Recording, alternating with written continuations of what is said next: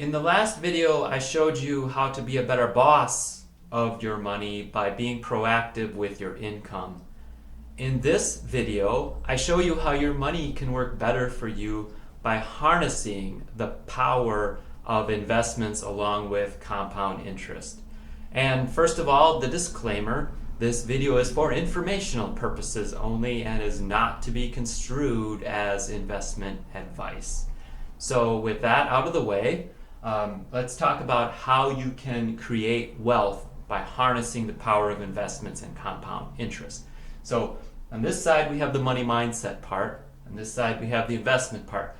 This money mindset part is the hardest part. This is fundamental. Without doing this, this part doesn't matter. You need to master this part first. So, number one, you need to create a positive cash flow. Now that means that you are living below your means. That means that you are not living paycheck to paycheck. That means that you are producing more than you are consuming. These are all just different ways of saying the same things. With a positive cash flow, you have money to save and to invest. Number two, you need to make investing important. You need to prioritize investing. You need to have savings be important enough to you that you're actually going to do it. Now, this is not as easy as it sounds. You're going to have all sorts of reasons to not save money. So in order to combat that, you must create a compelling reason to save money. Now, how do you do that? You have to do some work. You need to sit down and think about what your compelling future would be if you create wealth. What would you get out of that? How would your life be different? How would that be important to you, and how would that improve your life? So for example, when on my journey to achieve FI, I sat down with this quite a few times and had to revisit it. Why was it important for me to create enough wealth so that I didn't have to work for the money anymore? And I had a lot of personal reasons for that. And you're going to have your own for creating wealth to whatever level that you want to create wealth. Number three, you need to remove your emotion from money. That means you need to be able to detach yourself from the ups and downs that will happen in the sorts of investments that are required to create wealth. You need to be able to understand that the long game includes those ups and downs, and that the long game is what's required to achieve the power of compound interest, which moves us over to the investment side.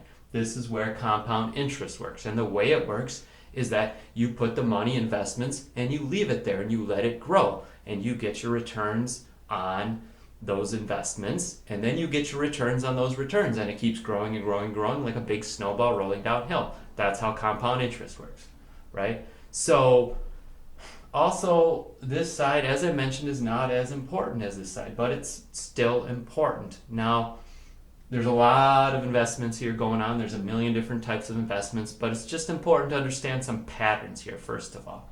The first is that higher risk comes with higher reward. These two things are correlated.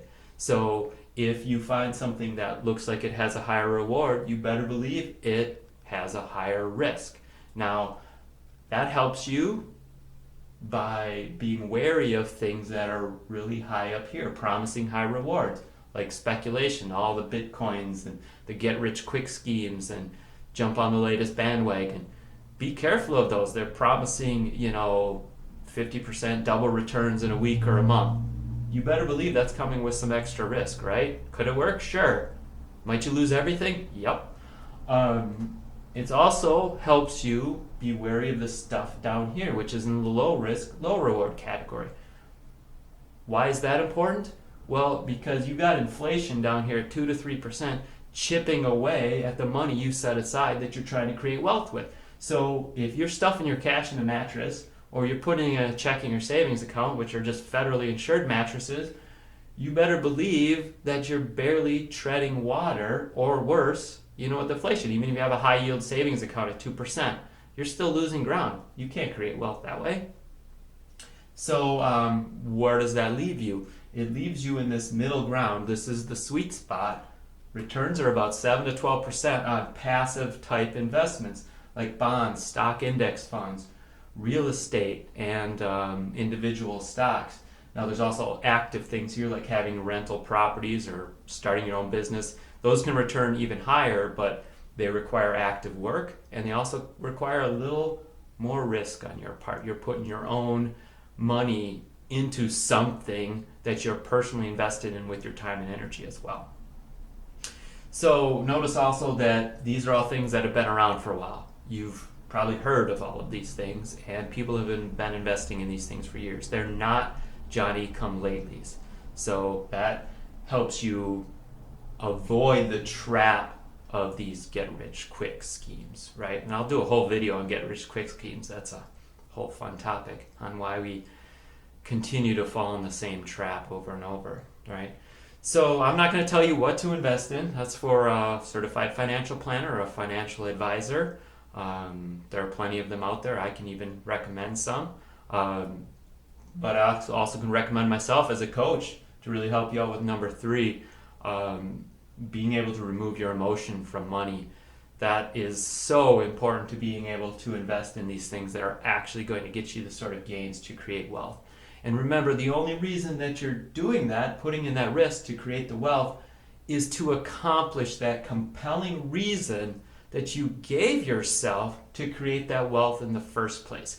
If your reason is not compelling enough, you're not going to bother going through any sort of pain and suffering to take that money and investment. You're not going to bother going through the ups and downs of having to deal with, a stock market or anything like that unless you do these things first and have your compelling reason. Thank you.